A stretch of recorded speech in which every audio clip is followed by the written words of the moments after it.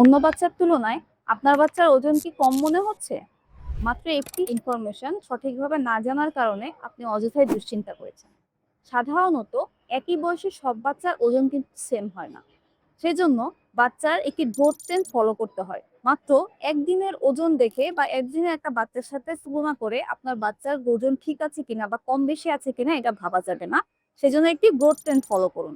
সে ঠিক মতন খাচ্ছে কিনা, বাচ্চাটা প্লেফুল এবং অ্যাক্টিভ কিনা, তার সম্প্রতি কোনো অসুখ-বিসুখ হয়েছে কিনা, এই ব্যাপারগুলো খেয়াল করুন। এছাড়া বাচ্চার নিয়মিত খাবারের একটা ফুড হ্যাবিট আছে। কিছু, কিছু ফুড হ্যাবিটের জন্য অনেক সময় বাচ্চারা ঠিক মতন এমনিও খেতে পারে না বা তার খাওয়ার পরিমাণ কমে যায়। তাহলে কিভাবে বুঝবেন কোন বয়সে কতটুকু খাবার কিভাবে দিতে হবে?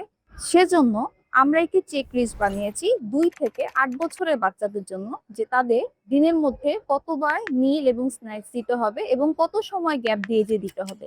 সেই চেক লিস্টটি পেতে কমেন্টে আপনার বাচ্চার বয়স জানান, আমরা ইনবক্সে চেক লিস্টটি পাঠিয়ে দিই।